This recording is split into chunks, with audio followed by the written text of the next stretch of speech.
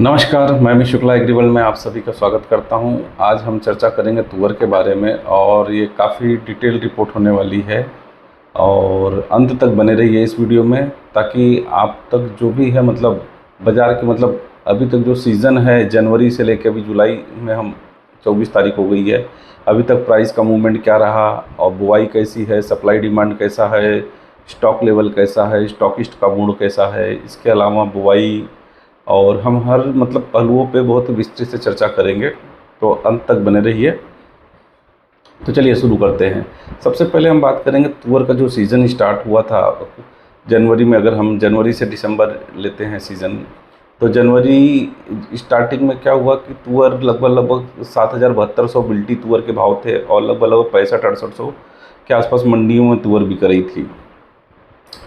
क्योंकि भाव एमएसपी से काफ़ी नीचे थे और नया तुअर का उत्पादन कुछ जैसे चल रहा था, कयास लगाए जाते कि कम होगा, तो उसके कारण एक एमएसपी से काफ़ी नीचे दाम है तो बाज़ार कम में किसान नहीं बेचेगा। तो सेंटीमेंट बनते बनते बाज़ार एक झटके में ऐसा हुआ कि जनवरी से लेके जनवरी एंड तक बाज़ार लगभग 1800 से 2000 रुपये की तेज़ी आ गई। कि बिल्टी तुअर जो लगभग 7,7200 थी अकोला बिल्टी तुअर, ऊपर में 9,000 का लेवल टेस्ट कर ली। और हुआ क्या कि सीज़न का स्टार्ट हो रहा था और तुअर में एक तरफा तेज़ी आ रही है, 2,000 रुपये की तेज़ी बहुत होती है।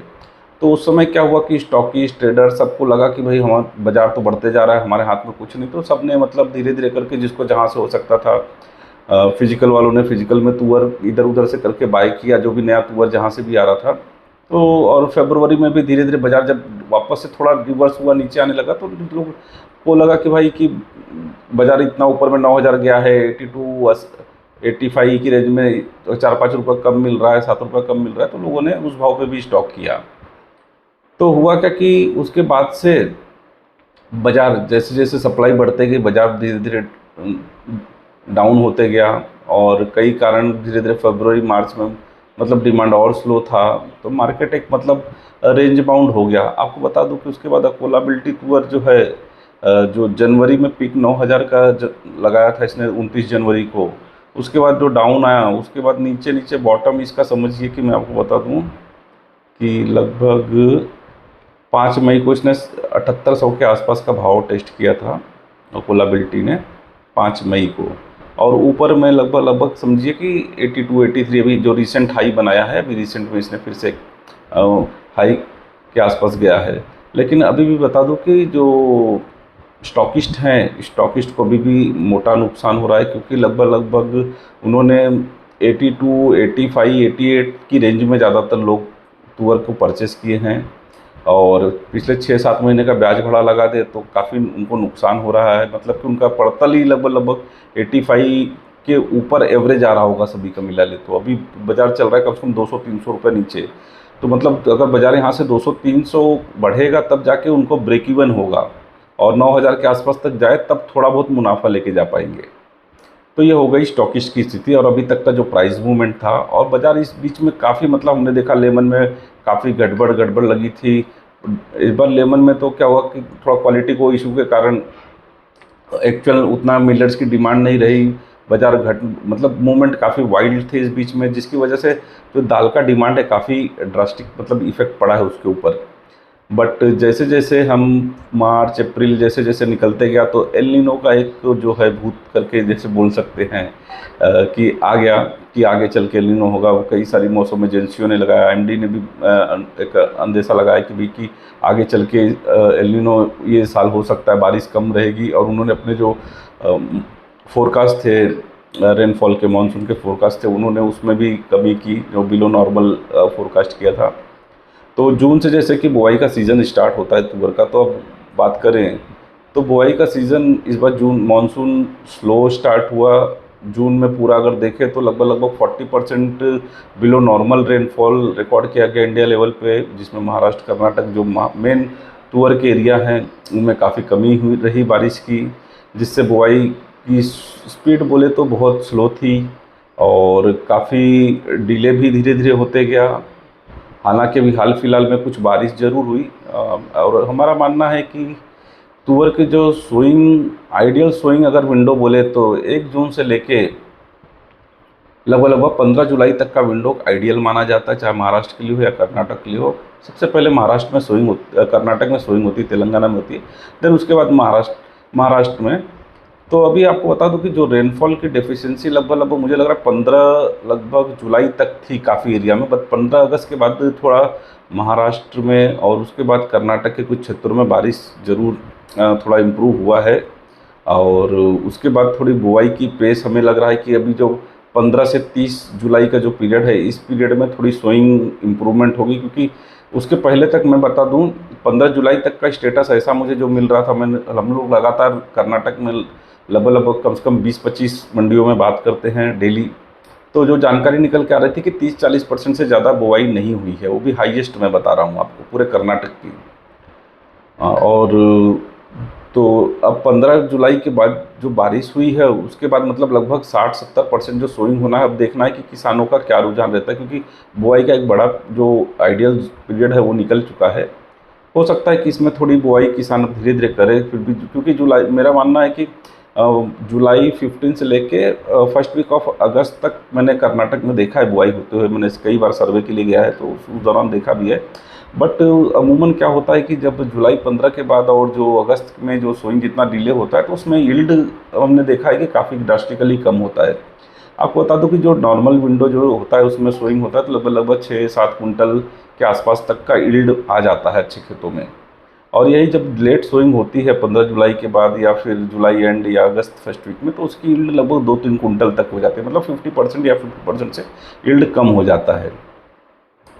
तो अब ये हो गया मतलब बुआई की। महाराष्ट्र में बुआई काफ़ी, मतलब महाराष्ट्र में जो बारिश तो हुई बीच बीच में अच्छे, बट क्या हुआ डिस्ट्रीब्यूशन रेनफॉल का प्रॉपर नहीं था।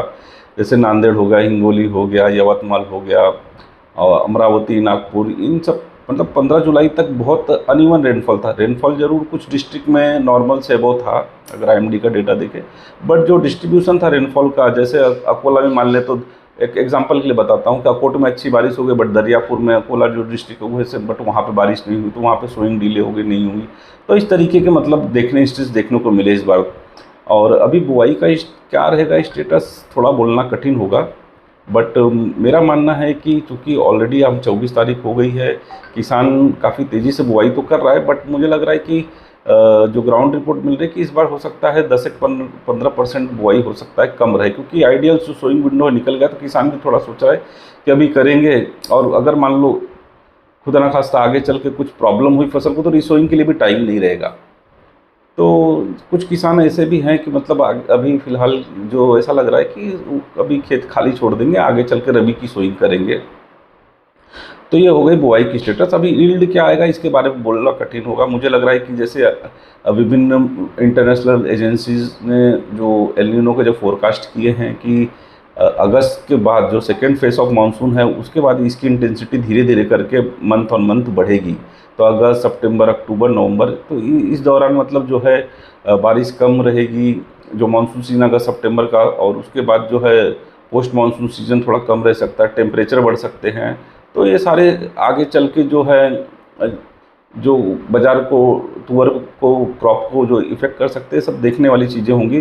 तो कैसे वेदर रहता है जैसे जैसे समय जाएगा पता चलेगा।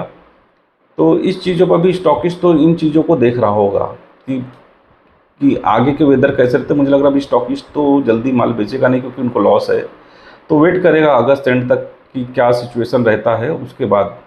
अब बात करते हैं, क्योंकि सितंबर से अफ्रीका तुअर आ जाती है, वहाँ पे हार्वेस्टिंग हो रहा है। अभी हाल फिलहाल में इंडिया में जैसे मानसून लेट था तो भाव अफ्रीका में काफ़ी कम थे, तो नीचे भाव से $30-40 वहाँ पे सुधार भी देखने को मिला है।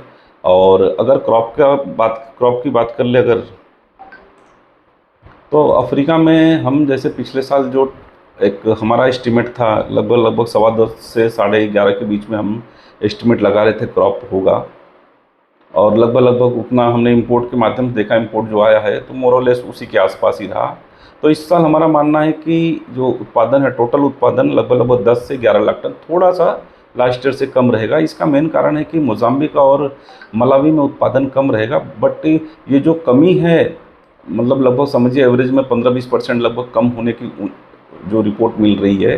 बट इसको काफ़ी हद तक जो है तंजानिया में तंजानिया ने और सूडान ने ऑफसेट किया है, क्योंकि तंजानिया में इस साल प्रोडक्शन बढ़ के रिपोर्ट आ रही है कि थोड़ा बढ़ के रहेगा। पिछले साल लगभग हायर साइड में हम 3.25 लाख टन ले रहे थे, 3.75 लाख टन। इस बार वो लगभग 4.1 लाख टन के या उससे थोड़ा ऊपर हो सकता है, तंजानिया की बात करें तो। ये जो है उसकी कमी पूरी करा। दूसरा सूडान जो है, सूडान में पिछले साल लगभग मेरा मानना है कि 50,000 टन से ज़्यादा क्रॉप नहीं हुआ था, जो लगभग लाख सवा लाख टन तक तुअर उत्पादन देता था हर साल। तो पिछले साल कुछ ऐसे वेदर इंस्टेंस बने कि वहाँ पे उत्पादन काफ़ी तेज़ी से कम हुआ था, बट इस साल ऐसा नहीं है। इस साल वेदर ठीक था, तो इस बार हमारा मानना है कि लाख टन से ऊपर आएगा। तो वो मेकअप कर रखते हुए नज़र आ रहा है कि जो मोज़ाम्बिक और मलावी में उत्पादन कम हो रहा है, तो वो कुछ हद तक यहाँ पे मेकअप कर देगा। तो ये हो गया। और जो अब बात करें तो सितंबर, अक्टूबर, नवंबर, दिसंबर मोरलेस जो इनका एक बड़ा जो क्रॉप का है जो भाग, वो ये 4-5 महीनों में ही लगभग इंपोर्ट होता है। तो सितंबर के बाद से ग्रेजुअली हम अफ्रीका से तुअर का इंपोर्ट देख सकते हैं, धीरे धीरे सुधरेगा। और बात करें अब इंडिया के तुअर की सप्लाई डिमांड की, तो मैं बताऊं आपको कि इंडिया का जो हमने लगातार आपसे शेयर भी किया है कि सप्लाई डिमांड इंडिया साइड बहुत कंफर्टेबल था। इस साल ऐसा कोई बहुत शॉर्टेज नहीं था। हम भले उत्पादन हम कम लेके चल रहे थे, लगभग 27 लाख टन, बट जो था कैरी ओवर काफ़ी था। लगभग हम मान के चले 10 lakh ton, 9.5-10 lakh ton carry over था। तो 27 हमारा प्रोडक्शन और 10 लाख कैरी ओवर, फिर बाद में इंपोर्ट, ये सारा मिला लें तो 38 लाख टन जो हमारा डोमेस्टिक कंजम्पशन है, वो सारा मतलब पूर्ति करने के बाद भी अभी आने अगले सीज़न हमारा जो आएगा दिसंबर एंड में, हमारा लगभग 8.5-9 लाख टन हम कैरी ओवर लेके जा रहे हैं। तो सप्लाई साइड बहुत इशू नहीं है, लेकिन जो सप्लाई है अब जो इसमें से एक बड़ा भाग या तो गवर्नमेंट के हाथ में है या तो प्राइवेट ट्रेडर के हाथ में है। तो इसलिए अभी आज की डेट में अगर देखें मंडी में अराइवल कम है, सप्लाई मतलब बहुत आसानी से मिल नहीं रही है, क्योंकि स्टॉकिस्ट कम भाव में बेचने को रेडी नहीं है। और गवर्नमेंट के पास जो है उसमें एक काफ़ी बड़ा हिस्सा मतलब उन्होंने जो है वेलफेयर स्कीम या अन्य जो है कल्याणकारी योजना के लिए निकाल के रखा है, तो बेचने के लिए बहुत ज़्यादा बड़ा स्टॉक नहीं है। बट फ्यूचर काफ़ी कुछ गवर्नमेंट के टेंडर पे और फिर आगे के वेदर पे डिपेंड करेगा। तो अभी दूसरी बात कर ले अगर प्राइस को लेके कि प्राइस का मोमेंटम कैसा रहेगा, तो मैं टेक्निकल चार्ट के माध्यम से आपको बताना चाहूँगा कि अकोला बिल्डी तुअर अभी 80 to 50, 83 की रेंज में है, और इसका एक बहुत मजबूत सपोर्ट है, मेरा मानना है 82। अगर 82 जब तक नहीं टूटता तो मैं मान के चलता हूं कि ओवरऑल ट्रेंड इसका मजबूत रहेगा। 82 के नीचे जाता है तो मैं मानता हूं कि डाउन ट्रेंड फिर इसमें फिलहाल तेज़ी का ट्रेंड रुक जाएगा और इसमें थोड़ा डाउन ट्रेंड बन सकता है। और लेमन तुअर के लिए बोलूँ तो अभी लेमन तुअर लगभग 8,000 के आसपास है। 78 का बहुत मजबूत सपोर्ट है, और जब तक 78 के ऊपर ट्रेड कर रहा है तो मेरा मानना है कि तब तक ये ट्रेंड हम मजबूत समझ के चल सकते हैं, बुलिश समझ के चल सकते हैं। 78 के नीचे अगर क्लोजिंग बेसिस पे कोलाबिलिटी जो बोला, ये सब क्लोजिंग बेसिस पे अगर इसके नीचे जाते हैं तो एक मतलब डाउन ट्रेंड हम मान के चल सकते हैं कि इसमें बन सकता है। टिल देन अभी हम ओवरऑल तुअर में पॉजिटिव ट्रेंड है। बाकी फ्यूचर अगर मान बोलें कि कैसा रहेगा तो इट इज़ वेरी टफ आज की डेट में बताना, बट ऐसा लग रहा है कि स्टॉकिस्ट गवर्नमेंट के पास जो स्टॉक पड़ा है, इसके अलावा आने वाले समय में वेदर वो किस प्रकार से बिहेव करता है उसके ऊपर काफ़ी कुछ मतलब डिपेंड करेगा। तो ओवरऑल अभी जो निचोड़ निकल के आ रहा है कि इसमें बहुत ज़्यादा घटने की गुंजाइश तो नहीं ऐसी नज़र आ रही है, बट गवर्नमेंट और स्टॉकिस्ट अगर मतलब इन लोग की अगर कुछ मतलब पैनिक नहीं बनता है, गवर्नमेंट अभी आगे ऐसा कुछ सेलिंग नहीं आती, टिल देन मतलब मार्केट इस रेंज में रह सकता है। और जैसे जैसे वेदर के बारे में और सोइंग के बारे में, क्रॉप के बारे में जैसे जैसे आइडिया लगेगा, उस हिसाब से मार्केट मुझे लग रहा है कि एक डायरेक्शन लेगा। अगर क्रॉप बहुत अच्छी स्थिति में बनते जा रही, बुआई के नंबर्स आगे सुधार के बहुत ज़्यादा अच्छे आते हैं, तो हो सकता है मार्केट पे दबाव भी देखने को मिले। और इसके उल्टे अगर बुआई की रिपोर्ट, जो बुआई सोइंग की नंबर्स कम होते हैं, जैसा मेरा मानना है कि इस बार 10-15% तो मिनिमम सोइंग कम रहेगा इंडिया लेवल पे, तो बाज़ार को वो सपोर्ट भी दे सकता है। तो मुझे लग रहा है कि ये अगस्त 15 के बाद और सितंबर का महीना बहुत क्रूशियल होने वाला है इंडियन क्रॉप के लिए, कि कैसा वेदर रहता है, क्या एल नीनो का वाकई में एक गहरा इम्पैक्ट पड़ने वाला है, टेम्परेचर बढ़ जाएगा क्या, तो वो देखने वाली बातें होंगी। तो हम उसके ऊपर नज़र बना के रखे हैं और आशा करते हैं कि अभी तक हमने जो जानकारी दी है आपके बहुत काम आएगी। और आपसे एक निवेदन करना चाहूँगा कि अगर आपके एरिया में किस प्रकार का तुअर का क्रॉप है, बुआई कैसी है, मानसून कैसा था अभी तक, कितना परसेंट एरिया कम हो रहा है, अगर आपको कमेंट में शेयर करें तो मुझे तो जानकारी मिलेगी, हम तो कलेक्ट करते हैं और आगे चल के हम सर्वे भी करेंगे ग्राउंड। इससे क्या है, लोगों को भी जानकारी मिलेगी और इकट्ठा करने में, और हम उसके ऊपर थोड़ा और अच्छे से रिसर्च कर पाएंगे। तो कमेंट ज़रूर करिए, बुआई कैसी है, मौसम कैसा है, बारिश कैसी थी, और जो भी आपको लगता है कि आपके यहाँ एरिया में स्टॉक कैसा है, प्राइस के बारे में आपको जो भी लगे तुअर को लेके, इंपोर्ट एक्सपोर्ट जो भी गवर्नमेंट के स्टॉक के बारे में आप कमेंट करिए। जो लोगों तक जानकारी पहुँचाएंगे तो उससे क्या है कि हमारी भी जानकारी बढ़ेगी, आपकी भी जानकारी बढ़ेगी। तो आशा करते हैं कि अभी तक जो जानकारी दी हमारे द्वारा, एग्रीवर्ल्ड के द्वारा, आपके काम की रहेगी। एग्रीवर्ल्ड के साथ बने रहिए। धन्यवाद।